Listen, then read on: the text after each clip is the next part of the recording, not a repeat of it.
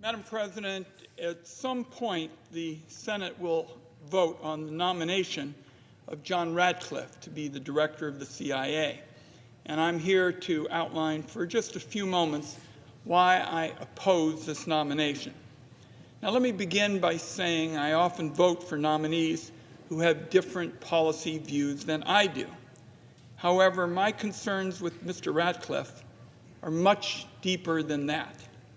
In 2020, I opposed his confirmation to be Director of National Intelligence because I believe his partisanship and willingness essentially went to the proposition of doing what would please Donald Trump. Unfortunately, his actions as head of National Intelligence only confirmed my concerns. Today, I want to focus on John Ratcliffe's commitment to the law and his truthfulness with Congress. I'll give a couple of examples to illustrate my concerns. In 2019, the Congress passed a law requiring the Director of National Intelligence to submit an unclassified report on who was responsible for the brutal murder of Washington Post reporter and U.S. resident Jamal Khashoggi. In 2020, after John Ratcliffe was nominated to be the head of National Intelligence, I asked him in his confirmation hearing whether he intended to follow that law.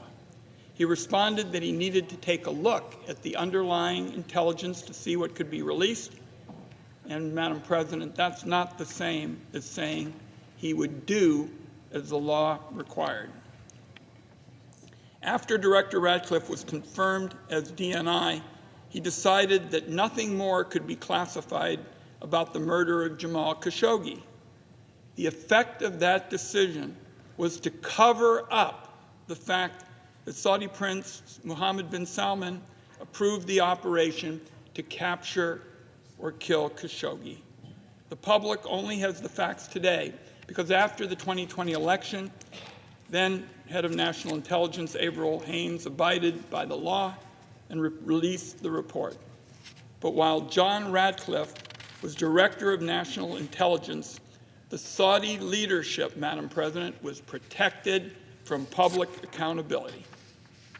While he was Director of National Intelligence, Director Ratcliffe wrote to multiple members of Congress saying that he had completed his review of the intelligence and determined that nothing more could be released. And despite the fact that the Congress passed a law, Director Ratcliffe insisted that there was only marginal public interest in declassification. He said this in 3 letters to me, to Acting Chairman Rubio, and Vice Chairman Warner, and to the Chair of the House Intelligence Committee. So to me, Madam President, this raises questions about John Ratcliffe's commitment to the law. And basically, I have concerns about his truthfulness with the Congress. As part of this nomination process, I submitted a written question asking him why he didn't obey the law. He responded that a review had been necessary to determine what could be declassified, and I quote here, "This review was not completed until after I left office." Madam President, that statement by Mr. Ratcliffe just wasn't true. Mr. Ratcliffe wrote 3 letters to the Congress saying the review had been completed. The fact was even included in the director's representations to a court in a FOIA case. So here, Madam President, is why I'm opposing the Ratcliffe nomination.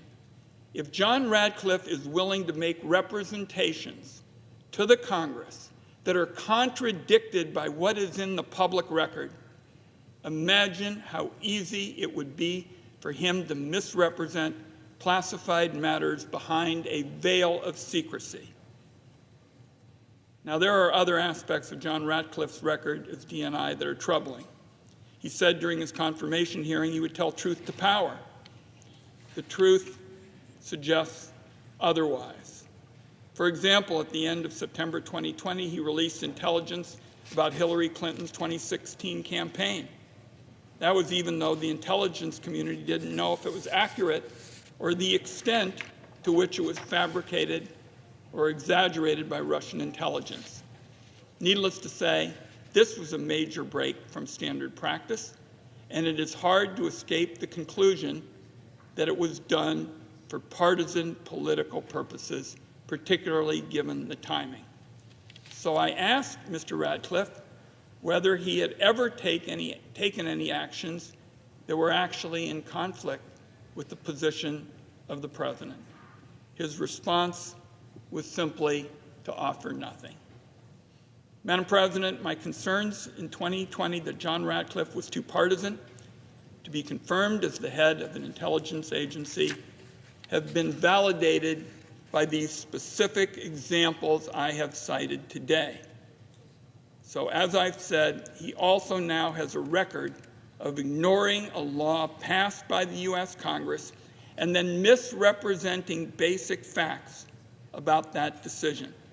So when the Senate does vote on the Ratcliffe nomination, I want the record to show that I strongly oppose the nomination, and I yield the floor.